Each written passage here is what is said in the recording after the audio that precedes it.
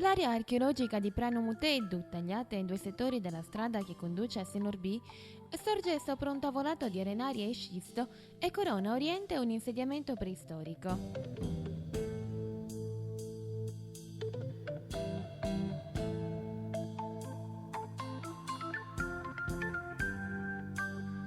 La collocazione cronologica la inquadra nella faceste San Michele di Ozieri, che va dal 3200 al 2850 a.C., ma nulla esclude per alcune sepolture dalla tipologia monocellulare che siano più antiche.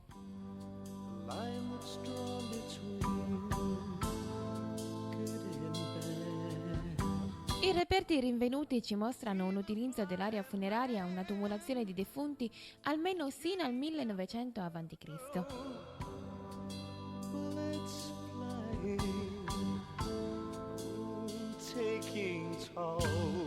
Il settore settentrionale, caratterizzato dalle tombe a circolo, ospita un allineamento di dubbia arcaicità di circa 16 menhir, alcuni aniconici e alcuni antropomorfi, molti dei quali hanno sul terreno e sono stati eretti recentemente. You better close your eyes.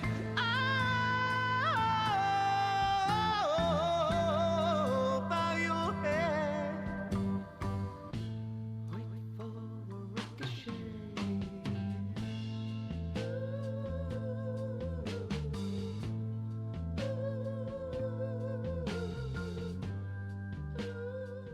Tra questo tipo di sepolture spiccano la seconda, la quarta e la quinta, denominata Nurajeddu.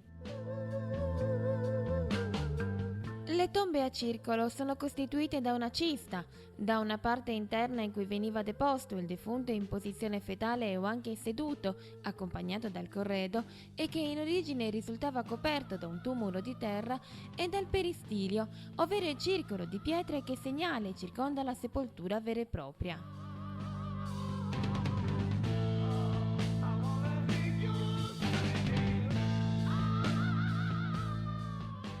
La curiosità del peristilio dei circoli tombali sardi, quello di Goni come quello di Saserra e Sovaroni di Sant'Antioco, è che il muro si presenta legato a sacco, dimostrando quanto la tecnica edilizia tipica dei nuraghi abbia un'alta antichità.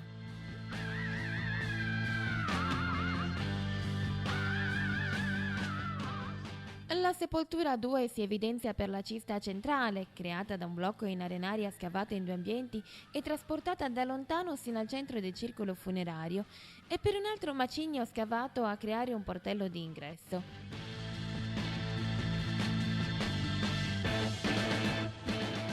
Frontalmente alla cista si apre un corridoio che taglia il peristilio e vede nell'ingresso sulla destra un grosso menhire eretto, simboleggiante un antenato.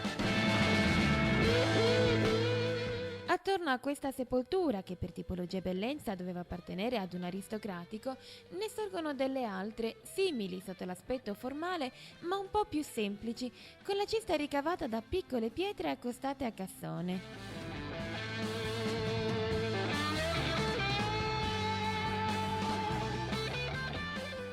La sepoltura 5 in particolare, detta Nurajeddu, forse più recente, mostra che al circolo originario venne aggiunto un corridoio di lastre ortostatiche che poteva essere coperto da piatabande, dando origine ad una le couvert.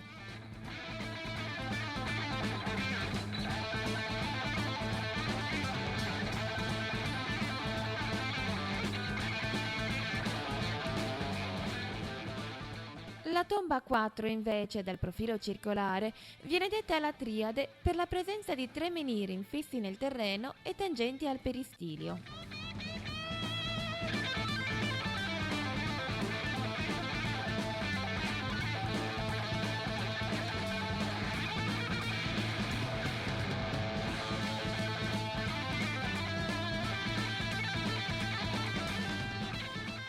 Il resto della necropoli si estende sul roccione di Genna Accas ed è formata principalmente da Domus Deianas.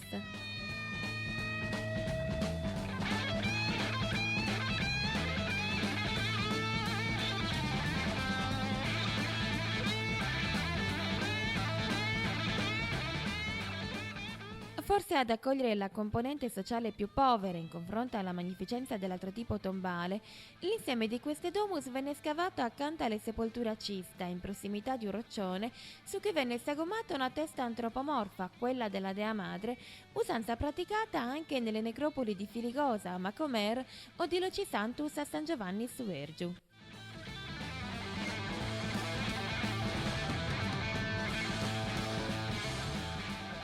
La cima di Gennacas ospita tra le altre strutture una rora, ovvero un circolo di pietre dove i satitadoras, alle piangenti, officiavano il rituale di veglia e sepoltura.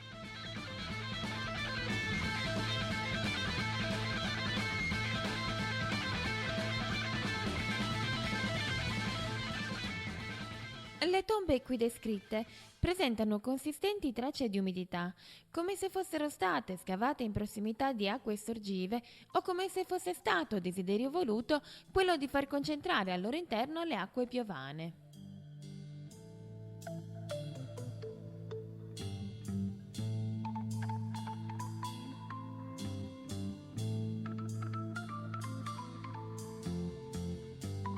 Nelle camere di forma uterina o semicircolare, gli individui in numero di uno o più vennero deposti in posizione fetale proprio in prossimità dell'accumulo idrico, quasi a riprodurre una forma di grembo materno con tanto di liquido amniotico.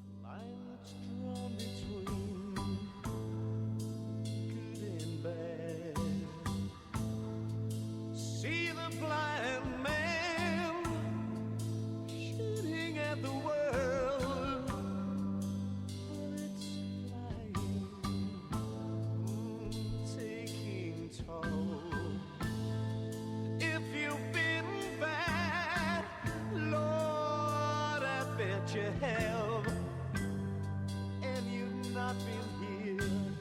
Oh, my flying bird, you'd better close your